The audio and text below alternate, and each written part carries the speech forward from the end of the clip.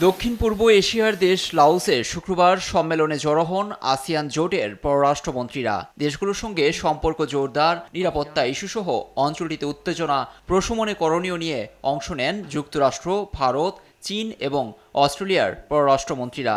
বৈঠকে সভাপতিত্ব করেন লাওসের উপপ্রধানমন্ত্রী ও পররাষ্ট্রমন্ত্রী কোমাসি। Welcome to the 14th East Asia Summit Foreign Minister meeting.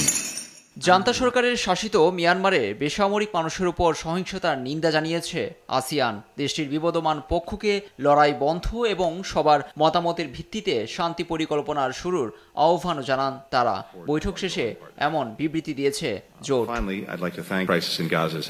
এদিকে দক্ষিণ চীন সাগরে উত্তেজনা প্রশমন এবং ভুল বোঝাবুঝি এড়াতে একাধিক বাস্তব পদক্ষেপ নেওয়াকে স্বাগত জানিয়েছেন তারা।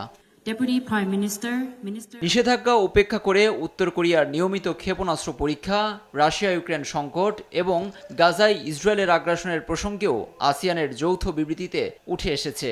সব সংকটের শান্তিপূর্ণ সমাধানের পক্ষে আসিয়ান। গাজায় ভয়াবহ মানবিক পরিস্থিতি এবং ব্যাপক প্রাণহানির ঘটনায় গভীর উদ্বেগ জানিয়েছেন জোটের পররাষ্ট্রমন্ত্রীরা।